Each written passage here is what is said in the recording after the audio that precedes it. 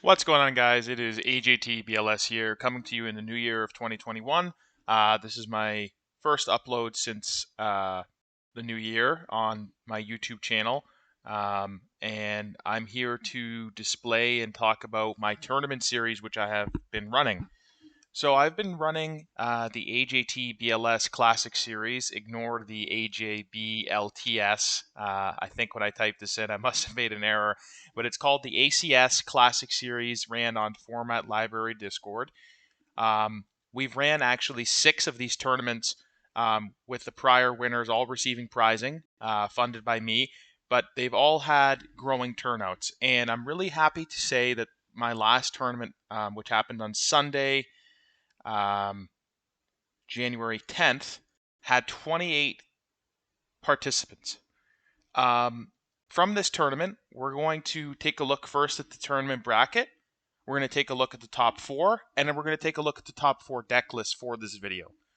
In future videos, we're going to go over the top 4 replays as well, watching in perspective from the top 4. We're mostly going to highlight their later matches just to document it, because these are a lot of games to go over. So let's go ahead and start talking about what the ACS is. So this tournament series I decided to make because I felt like there was a gap in between timings from the GFCs, being the GOAT Format Championships, and the Format Library Championships, the FLCs, and Worlds, right?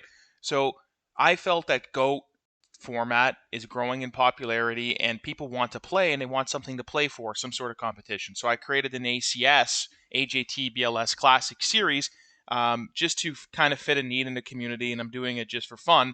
And we've been having lots of turnout, and again, I encourage you to join. We run them probably once every 3 weeks on average, and once we have 16 winners, we'll have also the ACS Invitational, which I'm hoping will have some sort of connection to the Worlds event happening. I'm not saying whether the prize will be a Worlds ticket necessarily, but it might be it'll be prizing related to the Academy League, which is something that Jinzo and Tonic is running, and Rost, and I'll have a link to everybody's Discord in the About section, so you can join GOAT format, you can join you can join Format Library, and you can join Jinzo and Tonic server, the Academy League, which I'm sure if you join, you'll find out information about them there. But yeah, so let's go ahead and get started and start talking about the tournaments. And again, the links to all the Discord so you can be connected and involved in the Yu-Gi-Oh community will be listed in the About section. Okay, so let's take a look. So we had 28 participants.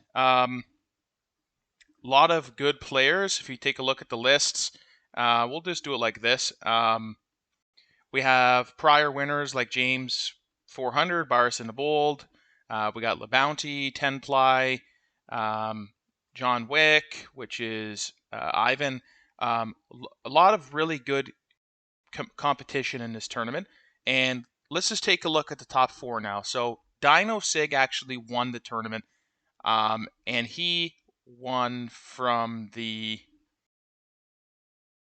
winner's bracket. Yeah, he only lost in the finals one time. And we got second of Wawa. I hope I pronounced that right. Third is 10ply, and fourth is Spare, making a really strong run in the loser's bracket with an early loss. So let's take a look at the deck lists. First, let's start out with Dinos. So yeah, this is a interesting list, and when I was looking at this at the start of the tournament, I had a feeling that this could go one of two ways. It's either that this guy is going to get blown out of the water and his deck doesn't make any sense at all, or maybe he's onto something, because I know Return from a Different Dimension is gaining popularity, and rightfully so. It is a pretty strong card, but I personally have not played it that much. So I was like, okay, this is like an experimental deck, but it ended up going really, really far. So let's take a look at the monster choices. So he's playing 20 monsters. I like that he's running 2 Asura Priest. He probably felt that this tournament would be heavy on Metamorphosis and Goat Control, or any sort of like control. So Asura does really well in that matchup, and he has 1 BLS standard, 2 Blade Knights, which is interesting in my opinion because he runs no reinforcement of the army, but Blade Knight is a really good level 4 light at the end of the day with a good effect, so I like it. Breaker, really, really solid pick. And 3 Chaos Sorcerer, which I actually personally feel is excessive, and I know he won the tournament, but my own personal opinion is that I don't like running 3 Sorks in my deck lists that have Chaos just because of how it works. I feel like it clunks up and bricks a lot. 1 DD Warrior Lady, interesting choice. I guess it's good. I can't hate on DD Warrior Lady. 3 Dekoichi, I like that. And 3 Gravekeeper Spy, good choice. 1 Sangan and 3 Shining Angels, which I feel is really needed to run his sort of deck, because the whole deck kind of revolves around this, right? So he can bring out the lady, he can stack his grave with lights, and I like it. I think the monster count is really interesting, and I think that this deck is really, really something he innovated. So taking a look at the spell choices, 2 Book of Moons, I like it. We got the Trinity, Standard, Heavy Storm, Standard, and 2 Nox. I can't find any complaints or any cuts that I would make from the spell list. So I'm gonna say definitely really good choices. So for the trap list, I find pretty interesting. We're maining 2 Dust Tornadoes. So Dino must have been feeling his tournament call is like, okay, there's going to be a lot of scapegoats. There's going to be a lot of stuff that I want to deal with before they can be activated, and activate them in opponent's end phase. So 2 Dust Tornadoes does well for that. We have a Mirror Force, Standard. 2 Return from Different Dimensions. So again, this is kind of like the whole theme of his deck, so obviously needed. Ring of Destruction, needed. 3 Solemns. I can see the value of having Solemns, and I'm going to be really excited to look at the replays, because I actually haven't looked at any of them yet. But I have a feeling that Solemn was probably absolutely necessary in what he's trying to accomplish with this deck. Torrential Tribute seems standard, and 2 Dust Shoots. I like it. In all of my decks, I am now running only 2 Dust Shoots in the main. I was running originally 3, but I find it bricks, so I like that he has 2. Taking a look at the sides, 2 Cyberstein. I also have this in almost all of my sides, just because it's good for dealing against alt-win stuff. 2 Mobius, good against Warriors. Roulette Barrel, good card. The other Book of Moon, 2 Mind Control. And you know what? Like, just taking a look at the sideboard, I'm not going to go over it too much in all detail, but I like the sideboard. I think that this is a really cool deck, and really, really something that he might have even invented, because I actually haven't seen anything like this before in this fashion. I've seen return decks, but this is really, really spicy. And and obviously it's really cool that it won the tournament, so I'm excited to look at those replays. So anyways, let's take a look at the ACS placement number 2, being Wawa. So this is a turbo deck list. Looks very, very similar to Reclaire's list, minus 1 Dekoichi, I believe. Reclaire being the last world champion. We have 3 Kaikus instead of 2 Dekoichis. So I think that's probably the only change from Reclaire's list. I could be wrong, but I felt like this deck has been covered so much already, because obviously it's super good, right? It's a standard turbo list, and it has all the discards, and it really works well with each other. And I'm not going to spend too much time going over this one. Not saying I'm not going to spend too much time on it because it's a bad deck, but maybe because it's been covered so much in the past. But I'm not surprised that this deck did finish so well, because it really is so strong. And it's been showcased time and time again, winning championships and winning tournaments. So, yeah, good choice by Wawa. This is a nice deck. Now we're going to take a look at Tenply's deck. And wow, we have something interesting here. Seems familiar.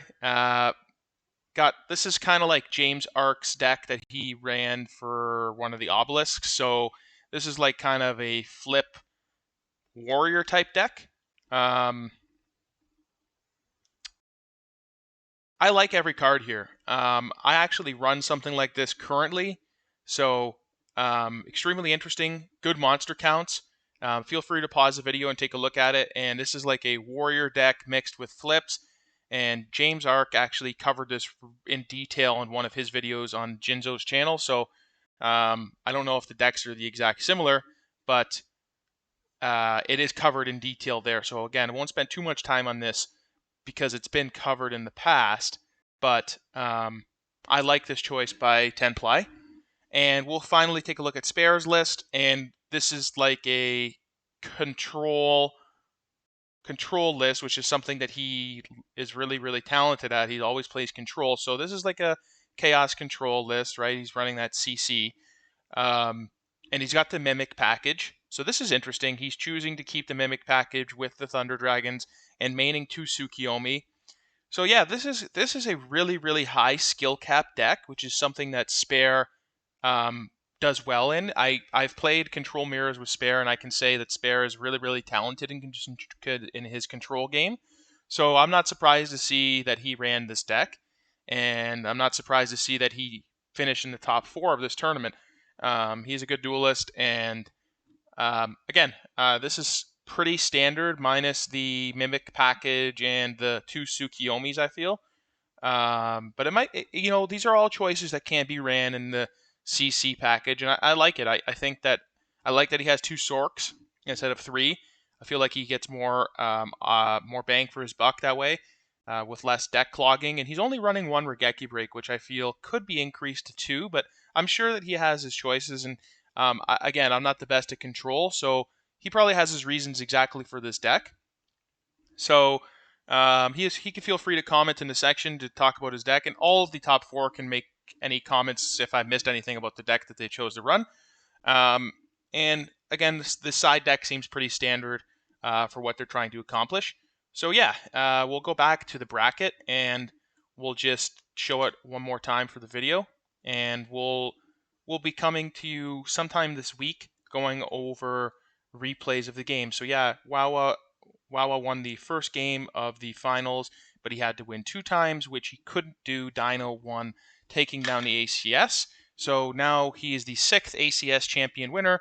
In the About section, I'll put a list of all the ACS champions so far, all 6 of them.